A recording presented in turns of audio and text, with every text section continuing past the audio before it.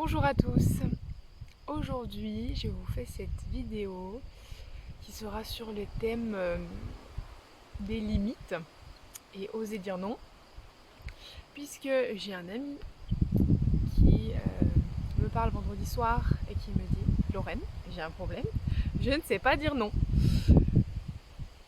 Et ça a des conséquences apparemment sur sa vie. Il est du coup surmené et il ne peut pas traiter de la façon qu'il aimerait toutes ces choses auxquelles il a dit oui. Donc si vous êtes aussi dans ce cas, cette vidéo est pour vous. Et merci pour l'inspiration. D'abord, qu'est-ce qui fait que vous ne dites pas non? Pour quelle raison vous ne dites pas non lorsque c'est nécessaire? De quoi avez-vous peur si vous dites non? Qui est-ce qui vous a appris qu'il fallait toujours dire oui?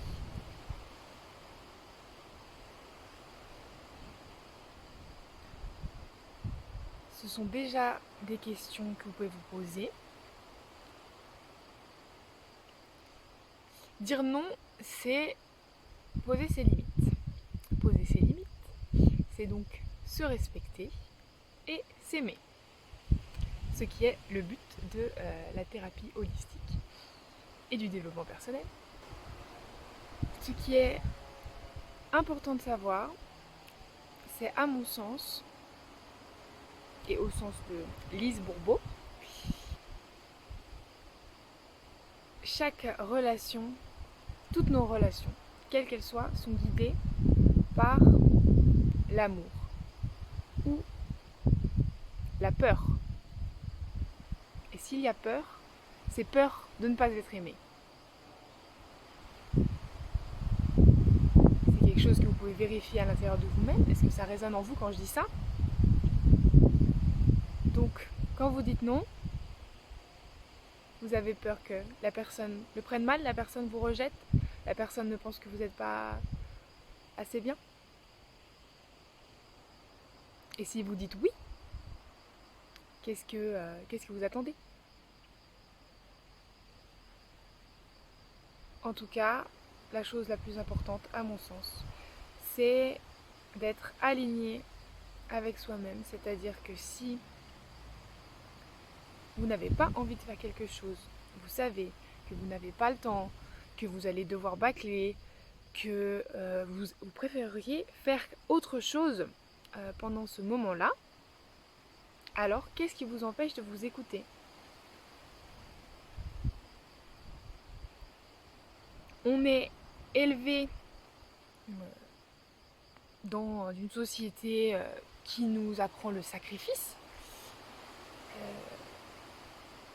mais il n'est pas toujours utile de se sacrifier pour les autres. Et si finalement chacun respecte cette limite qui est la sienne, chacun sera aussi ok si l'autre respecte sa limite. Et si on dit bah non, finalement ce soir je vais pas venir boire un verre avec vous parce que je suis fatiguée, je préfère me reposer. La plupart des gens y va quand même et soit vont se sentir pas bien pendant la soirée, soit vont se forcer, soit seront fatigués le lendemain, puis le reste de la semaine. Alors que s'écouter, dire nos limites et ce qui n'est pas ok pour nous, même si c'est non, c'est se respecter, c'est se faire du bien, c'est prendre soin de soi. Et j'ai envie de dire, si vous faites ça et que vous êtes aligné avec vous-même, si la personne le prend mal, à la limite c'est son problème et dites-vous que ça va certainement pas durer longtemps et que vous vous réconcilierez par la suite. Mais ça demande d'être prêt à s'imposer pour soi-même. Et si vous ne vous imposez pas pour vous-même et pour vos besoins, eh bien qui le fera? Vous êtes en tout cas la personne la plus à même de savoir ce qui est bon pour vous. Donc je vous invite à vous écouter en toutes circonstances. Et ça vous permettra de vous sentir mieux au quotidien. C'est des choses que je remarque en tout cas très souvent en thérapie. Et si pour vous c'est vraiment très difficile de vous écouter, de comprendre vos besoins, de comprendre ce qui est bon pour vous, c'est aussi possible de venir expérimenter une thérapie brève avec moi en cabinet ou dans la nature. Eh bien, merci de m'avoir écouté. Est-ce que ça vous évoque quelque chose? Est-ce que vous êtes aussi dans ce cas-là? Et qu'est-ce que vous faites à partir de maintenant pour faire les choses différemment et être plus en accord avec vous-même? À bientôt!